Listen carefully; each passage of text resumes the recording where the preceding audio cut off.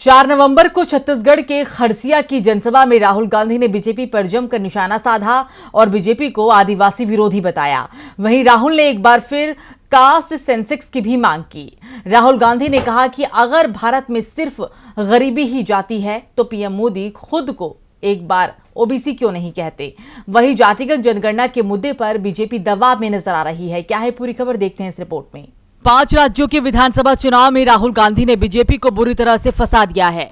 जातिगत जनगणना और ओबीसी के मुद्दे पर बीजेपी बुरी तरह से घिर गई है, जिसकी वजह से गृह मंत्री अमित शाह सबसे ज्यादा दबाव में है।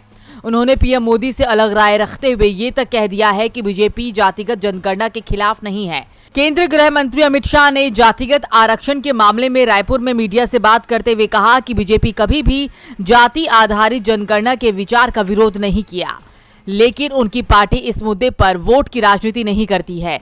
यानी बीजेपी के चाणक्य भी मान चुके हैं कि उन्हें जातिगत जनगणना के मुद्दे पर राहुल की बात माननी होगी।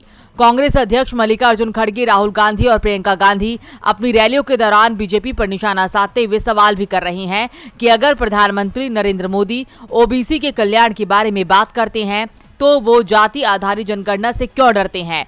जिसके बाद अमित शाह भी जातिगत जनगणना की बात कर रहे हैं। वहीं एनडीए के कई दल भी जातिगत जनगणना की मांग कर चुके हैं। राहुल गांधी चुनाव प्रचार के दौरान हर जगह कह रही है कि हमारी सरकार आने के बाद हम जातिगत जनगणना करवाएंगे। इसी कड़ी में कर्नाटक में जहां कांग्रेस की सरकार है, वहां के सीएम सिद्धारमैया ने कहा था कि उनकी सरकार इस साल नवंबर या दिसंबर में जातिगत जनगणना रिपोर्ट को मंजूरी देगी। चुनावी राज्य मध्य प्रदेश और छत्तीसगढ़ में भी कांग्रेस ने इसकी मांग की है। विपक्ष जातिगत जनगणना को बीजेपी की हिंदुत्व की राजनीति का काट मान रही है, इसलिए इंडिया गठबंधन में शामिल हर दल इसे कराने की वकालत कर रहे हैं। डीबी लाइव की रिपोर्ट।